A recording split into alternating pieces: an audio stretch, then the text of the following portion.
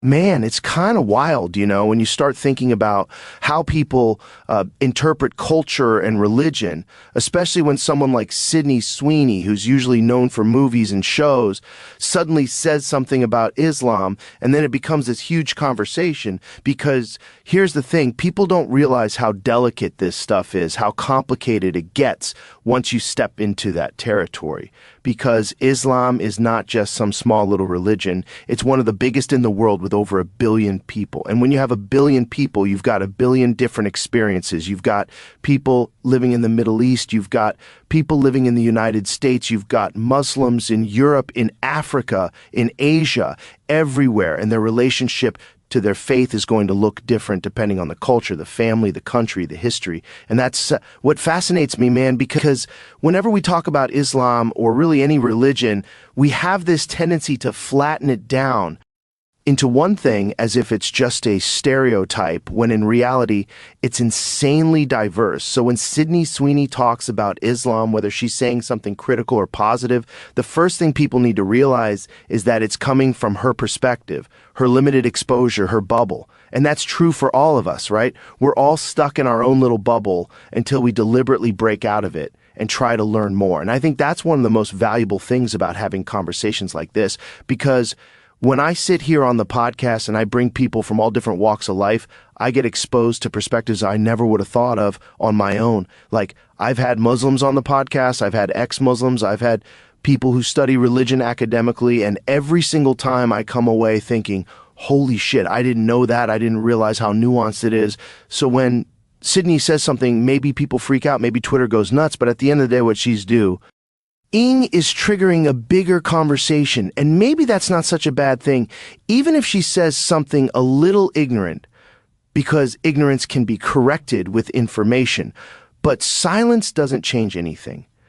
And look, man, one of the things people often forget is that Islam, like Christianity, like Judaism, like Buddhism, is a human attempt to make sense of reality. It's people trying to understand why we're here, what we should do, how we should treat each other, what happens when we die. And those are the most fundamental human questions. So of course it's going to get heated when celebrities talk about it. But what fascinates me is the way that media reacts, the way fans react, because it's like people want celebrities to be experts in everything when really most of them are just like you and me trying to figure shit out. And honestly, if you watch my podcast long enough, you know I'm not an expert either. I'm just a guy who loves talking to interesting people. I love exploring ideas. I'll say some shit sometimes, and then I'll learn and correct myself later. That's the process of being human, and it's the same with Sydney. She's going to say something. People will criticize her. Maybe she'll learn, maybe she won't, but the conversation itself is valuable because it pushes people to think about their own relationship with Islam, with religion, with faith. And here's the thing, people don't want to admit, but religion, whether you like it or not, plays a massive role in human civilization. Like, look at architecture, look at music, look at philosophy. Even science for a long time was being done by religious scholars. Islam, for example, had this golden age where scholars were translating Greek texts, doing astronomy, developing medicine, algebra, all that stuff. And it blows my mind that people in the West often forget that they think of Islam only in the context of terrorism or strict rules or whatever stereotype the media has pushed. But that's such a tiny sliver of a much bigger picture. And if Sydney S. Sweeney mentioning Islam gets one kid out there to Google the Islamic Golden Age or read about Rumi or study Sufism, then maybe it's not such a bad thing, because exposure matters and curiosity matters more than perfection. Now, here's the thing about talking religion in the West. People have this assumption that religion equals dogma equals oppression. But it's more complicated than that, because for some people, religion is oppressive, but for others, it's liberating, it's community, it's structure, it's meaning, and you can't just erase that with one tweet or one interview. You've got to actually engage and listen. And it's so weird how people will fight about this online, but never actually sit down with a Muslim neighbor or go to a mosque open house or read the Quran themselves. And if you do that, you realize it's not scary. It's just people living their lives just like you and me. And that's why I think these conversations are important and sometimes uncomfortable. But that discomfort is where growth happens. And man, let me tell you something. The internet thrives on outrage. So when Sydney Sweeney says anything remotely controversial, people jump on it, they clip it, they post it, they make reaction videos, and all of a sudden it looks like the end of the world. But really, it's just one person speaking from their perspective and billions of other people responding through their own perspective.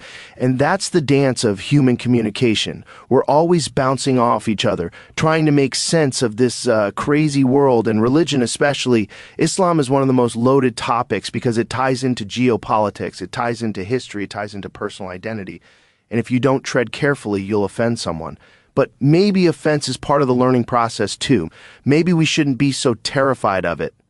Because if you get offended, you can ask yourself, why am I offended? Is it because this person attacked my beliefs, or because I never questioned them before? And that's where growth can happen. And that's what fascinates me about doing this show. Man, I get to witness people evolve in real time. They come on, they talk about something they've believed their whole lives. Then I ask a question and suddenly they're like, I never thought of it that way. And that's beautiful. That's human. And if Sydney's comments about Islam spark that kind of process, even just for a handful of people, then that's worth more than silence. And you know what else is interesting, man? It's the way people in Hollywood deal with religion, because most of the time it's either mocked or it's treated as some kind of taboo subject. And that's why when Sydney Sweeney or anyone in that world even mentions Islam, people act like it's shocking. But think about that for a second. Why should it be shocking that a human being who happens to be an actress has thoughts about religion? Why do we act like celebrities aren't supposed to think or question or engage with ideas outside of their job? They're human beings too. They read, they travel, they meet people, and sometimes they get exposed to things that shift their worldview. And when they talk about it, it just reminds us that at the end of the day, we're all trying to figure out the same questions, like what does it mean to live a good life? What is truth? How do we deal with death? How do we treat other people? And Islam has answers for those questions, just like Christianity has answers. Buddhism has answers, atheism has answers. And the real conversation is about comparing and contrasting and seeing what resonates with you personally. But we live in this era where everything gets politicized. So the moment someone says Islam, people jump into camps like, oh, she's supporting terrorism, or oh, she's an Islamophobe, depending on what they heard. And nobody slows down to actually think about nuance. Nobody wants to deal with the gray area. And man, I think that's one of the biggest problems of modern culture. We've lost the ability to sit in the middle to say, hey, maybe there are good and bad things about this. Maybe it's complicated. Maybe I don't know enough yet. But that requires humility and patience. And those are not qualities that trend on social media. What trends is outrage. What trends is certainty. What trends is people yelling at each other. And so when Sydney says something about Islam, the machine goes to work, the algorithms amplify it, the blogs write about it, the YouTubers make content on it, and suddenly people are making judgments without even hearing the full context of what she said. And that's the world we live in right now, attention economy, outrage economy, and I don't think that's healthy because it doesn't encourage curiosity. It encourages knee-jerk reactions, and the truth is, if you want to understand Islam, you can't just react to a headline. You've got to dive deep. You've got to read the Quran. You've got to study the history. You've got to listen to Muslims themselves, and not just one type, but a variety of voices, because a Sufi in Turkey is going to sound very different from a conservative cleric in Saudi Arabia, and a young Muslim comedian in New York is going to have a different take than a Muslim grandmother in Pakistan. And that's the richness of human culture. That's the beauty of diversity. And I think that's what gets lost. When we only look at religion through the lens of politics or through the sound bites of celebrities. Now, don't get me wrong. I'm not saying Sydney Sweeney has to become some scholar of Islam. I'm not saying every celebrity has to be perfectly informed before they open their mouth. That's unrealistic. What I am saying is that when these moments happen, instead of attacking them, we should use it as an opportunity to learn to expand the conversation. Because think about it, man. Most people in America barely know anything about Islam. They might know a stereotype or two from the news. They might have seen some terrorist attack coverage, and that's about it. They don't know about Islamic art or calligraphy. They don't know Abu Avicenna or Al-Khwarizmi or the poets like Hafez and Rumi. They don't know about how Islamic scholars preserved Greek philosophy when Europe was in the Dark Ages. And if you don't know that history, then your picture of Islam is so incomplete. It's like judging Christianity only by the Inquisition or only by the televangelists and ignoring all the rest. And so I think the job of conversations like this is to broaden that lens to say, hey, it's not all one thing, it's messy, it's human. And if Sydney sparks that conversation, then that's valuable, even if she didn't intend it.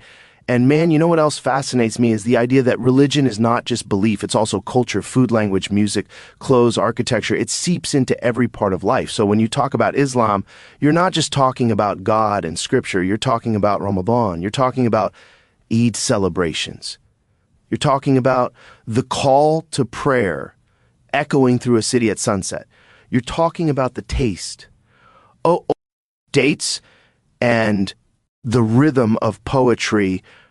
You're talking about an entire way of life that has shaped billions of people over centuries, and to reduce that to a couple of stereotypes is insane. But that's what happens when we only engage on a surface level, and that's why I think podcasts, long-form conversations are so important, because they let you breathe. They let you unpack complexity. They let you say things like, yeah, there are problems in some Muslim-majority countries with women's rights or free speech, but at the same time, there are incredible contributions from Muslims to science, philosophy, literature, and art, and holding both of those truths in your mind at the same time is the real challenge, and that's the kind of thinking we should be encouraging, not this black and white bullshit the internet thrives on.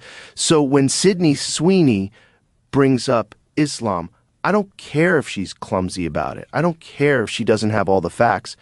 I care that it opens the door to deeper exploration. And man, if you are listening to this right now and you've never actually engaged with Islam beyond the news, I challenge you. Go read some Rumi poems. Go listen to a Muslim explain their faith in their own words. Go look up the architecture of the Alhambra in Spain or the Blue Mosque in Istanbul, and tell me that doesn't move you on some human level, because it's beautiful, it's profound, and it's part of our shared human heritage. And that's what we need more of, connecting the dots, seeing ourselves in each other. Because the truth is, at the end of the day, whether you're Muslim, Christian, atheist, whatever, we're all humans stuck on this spinning rock trying to make sense of existence. And if Sydney Sweeney talking about Islam for 5 minutes on some interview helps us remember that, then maybe we should thank her instead of tearing her apart, because curiosity is the seed of wisdom, and without it, we're just yelling into the void.